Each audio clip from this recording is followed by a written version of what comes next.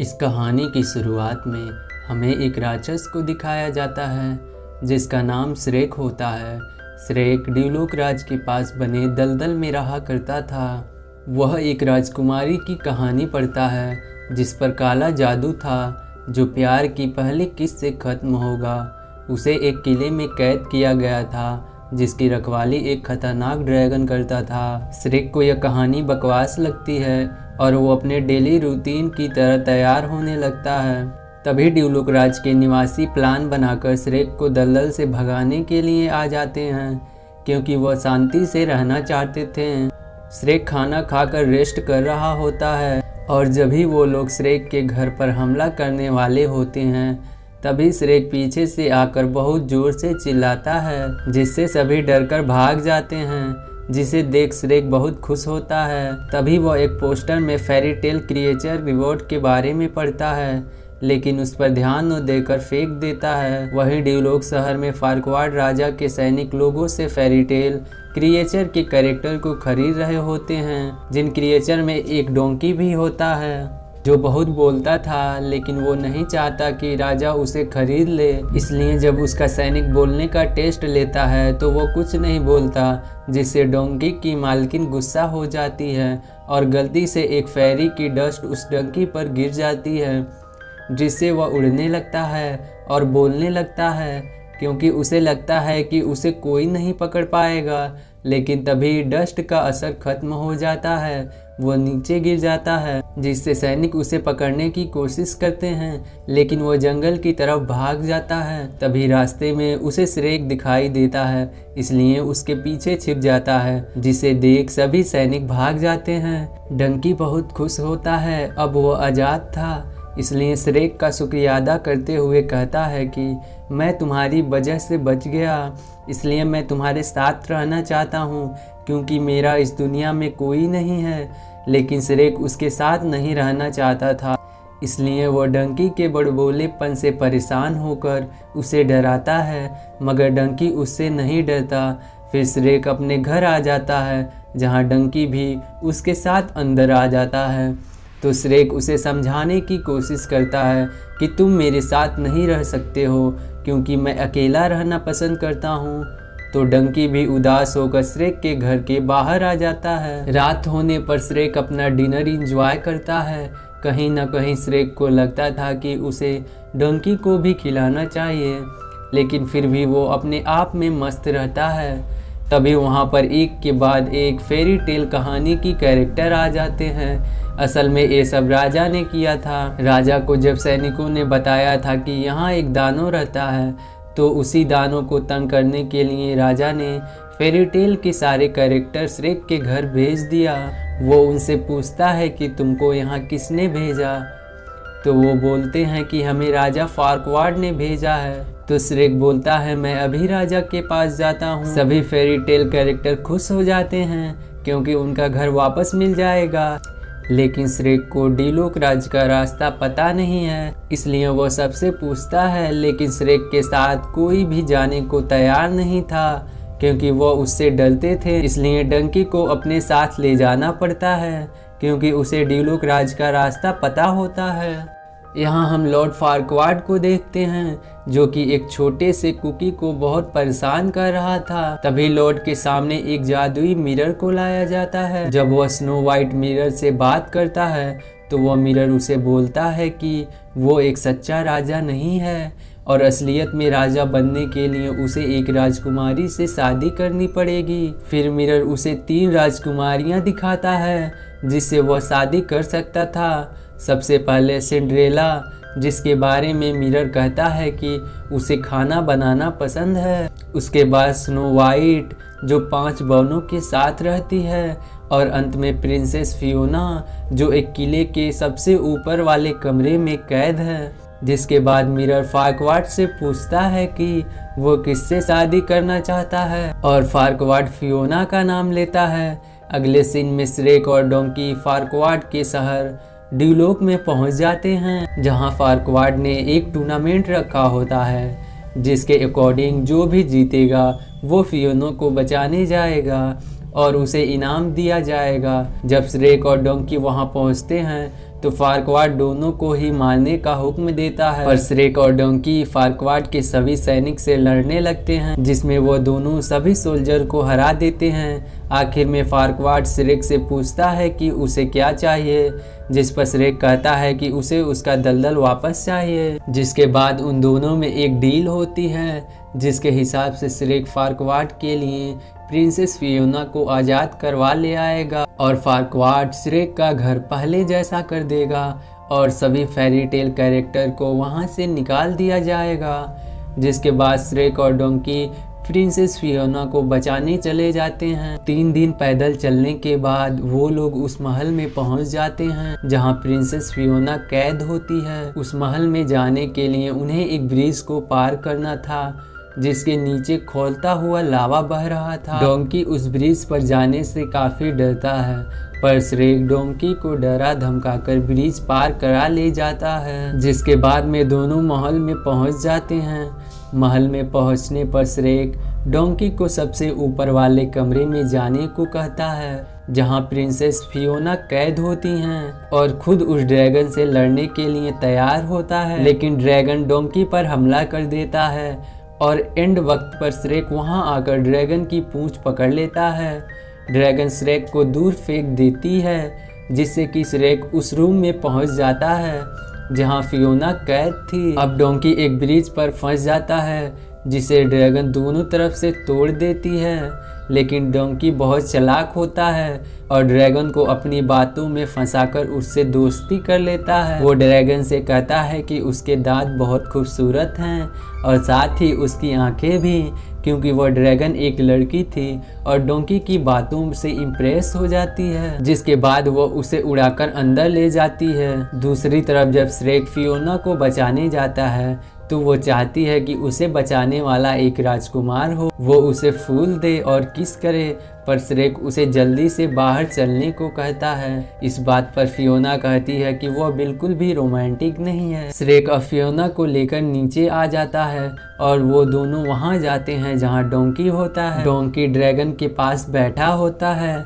और जब वो उससे किस करने वाली होती है तभी वहां पर श्रेक आ जाता है और वो ड्रैगन के ऊपर गिर जाता है, जिससे कि वो ड्रैगन श्रेक के बम पर किस कर देती है। अब ड्रैगन उसे देखकर गुस्सा हो जाती है। अब श्रेक उसके गले में चैन बांध देता है और जानबूझकर इधर उधर भागता है, जिससे कि उसकी चैन पिलर्स में अटक जाती है। अब जैसे ही वो लोग बाहर ब्रिज पर पहुंचते हैं तो ड्रैगन उन पर आग उगल देती है, जिससे कि ब्रिज जल जाता है और वो लोग ब्रिज के दूसरी साइड लटक जाते हैं। पर वो लोग वहां से बच के निकलने में कामयाब होते हैं और सब लोगों की जान बच जाती है। अब बाहर पहुंचकर फियोना चाहती थी कि वो उसको बचाने वाले की शक्ल देखे, पर श्रेक उसे अपना चेहरा नहीं दिखाना चाहता था। पर फियोना के बहुत कहने के बाद श्रेक अपना हेलमेट उतार ही देता है। फियोना यह देखकर कि उसे बचाने वाला कोई राक्षस है बहुत दुखी होती है, क्योंकि वह चाहती थी कि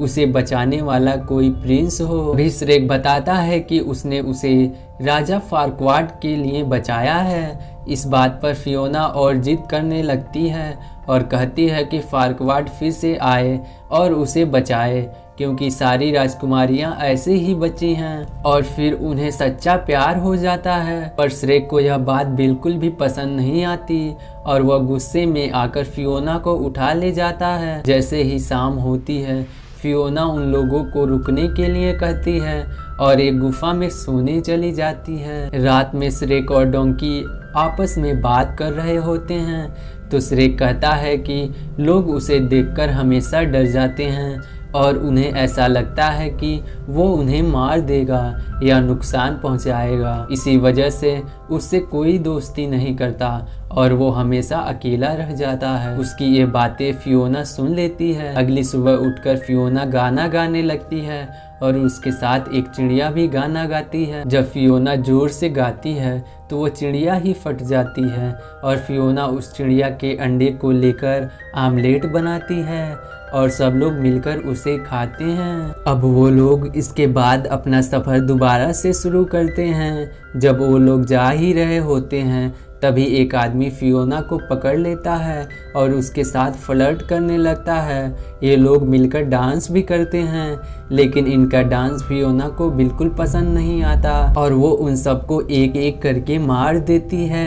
ये फाइट देखकर श्रेक बहुत इम्प्रेस हो जाता है और बाद में हम देखते हैं कि श्रेक और फियोना में दोस्ती हो जाती है और वो दोनों एक दूसरे को पसंद करने लगे हैं। अब जब शाम होने वाली होती है तो फियोना फिर से बहाने बनाने लगती है कि डोंकी बहुत बीमार लग रहा है, उन्हें अब रेस्ट कर लेना चाहिए। जिसके बाद वो ड्यूलूक के पास एक कॉटेज में रहने का फैसला करते हैं। अब जब शाम होने से पहले फियोना और श्रेक आपस में बातें करने लगते हैं। उसी समय श्रेक फियोना से अपने प्यार का इजहार करने वाला होता है, लेकिन फियोना अंदर कॉटेज में चली जाती है।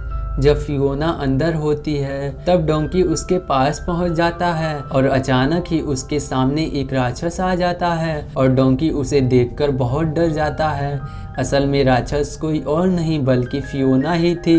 जिसके बाद फियोना बताती है कि बचपन में उसे एक चुड़ैल ने श्राप दे दिया था कि वह सूरज ढलने के बाद एक राक्षस में बदल जाएगी और जब सूरज की पहली किरण निकलेगी तो वो वापस से अपनी असली रूप में आ जाएगी। बाद में फियोना डंकी से कहती है कि उसके फर्स्ट लव की किस उसे असली रूप में हमेशा के लिए ले जाएगी और ये श्राप खत्म हो जाएगी और कहती है कि उस जैसा डरावनी और बदसूरत राक्षस से कौन प्यार करेगा। पर ये बात श्रेक सुन लेता है जो कि फियोना के लिए एक फूल लेकर आया होता है ताकि वो फियोना को प्रपोज कर सके। लेकिन ये बात सुनकर उसे लगता है कि फियोना उसे ही डरावना और बदसूरत कह रही है और उसका दिल टूट जाता है। डोंकी फियोना से कहता है कि वो राक्षस बनकर भी खूबसूरत लग रही है और उसे श्रेक को बता देना चाहिए कि वह उससे प्यार करती है। अगली सुबह फियोना उठकर श्रेक को ढूंढती है ताकि वो उसको अपनी फीलिंग्स को बता सके, पर श्रेक फियोना से गुस्सा होता है और वो कहता है कि उसे फियोना की सारी सच्चाई पता चल गई है और कौन डरावने और बदसूरत राक्षस से प्यार करेगा। यह सुनकर फियोना को लगता है कि श्रेक उसे ही डरावना और बदसूरत समझ रहा है। तभी वहाँ फार्क्वाड अपने सोल्जर के साथ आ जाता है और वह श्रेक को अपने दलदल में वापस जाने को कहता है जहां पर अब फेरी टेल कैरेक्टर मौजूद नहीं थे। जैसे ही श्रेक वहां से जाने लगता है तभी फार्क्वाड फियोना को प्रपोज कर देता है, जिस पर फियोना मान जाती है। फार्क्वाड चाहता है कि शादी अगले दिन हो, लेकिन फियोना चाहती है कि शादी आज ही सूरज डूबने से पहले हो जानी चाहिए, जिस पर फार्क्वाड भी मान जाता है। बाद में श्रेक डोंकी से भी लड़ने लगता है और उसे भी खुद से अलग कर देता है और सब लोग अलग अलग हो जाते हैं, जिसके बाद वो लोग एक दूसरे को मिस करते हैं। फिर श्रेक देखता है कि उसके घर के बाहर डोंकी आया होता है और वो कहता है कि श्रेक का घर उसका भी है क्योंकि उसने भी श्रेक की मदद की थी। पर श्रेक वहाँ पर अकेला रहना चाहता था क्योंकि उसे ऐसा लगता है कि फियोना और डोंकी मिलकर श्रेक को बदसूरत और डरावना बोल रहे थे और श्रेक डोंकी से कहता है कि वो फियोना के पास ही चला जाए क्योंकि उन दोनों के हिसाब से श्रेक बदसूरत है। इस पर डोंकी उसे समझाता है कि उस दिन उसे नहीं बल्कि किसी और को बदसूरत कह रहे थे और उसे जाकर फियोना को अपनी फीलिंग बता देनी चाहिए। पर श्रेक सोचने लगता है कि शादी से पहले वो फियोना के पास कैसे पहुंच पाएगा। तभी वहां पर डंकी अपने गर्लफ्रेंड ड्रैगन को बुलाता है और वो दोनों लोग ड्रैगन पे बैठकर फियोना को बचाने चले जाते हैं। जब वो लोग वहां जाते हैं तो फियोना और फार्क्वाड की शादी होने ही वाली होती है। तभी श्रेक बीच में आकर शादी रोक देता है और फियोना को फार्क्वाड की सारी सच्चाई बता देता है कि वो फियोना से इसलिए शादी करना चाहता है ताकि वो असली राजा बन सके।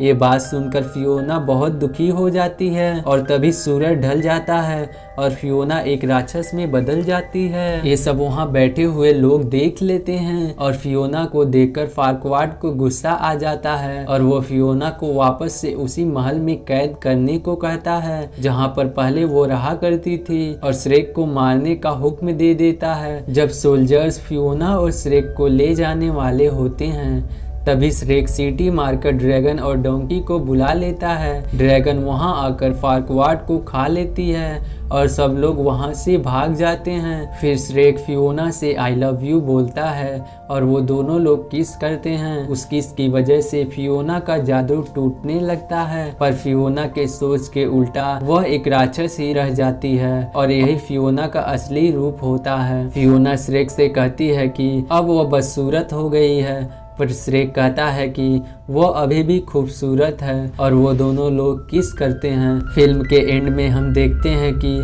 फियोना और श्रेक की शादी हो जाती है और उनकी शादी में सभी फेरी टेल कैरेक्टर आए होते हैं और गाना गाकर डांस भी करते हैं। डोंकी को भी ड्रैगन से प्यार हो जाता है, जिसके बाद फियोना और श्रेक हनीमून के लिए चले जाते हैं और ये मूवी यहीं पर खत्म हो जाती है।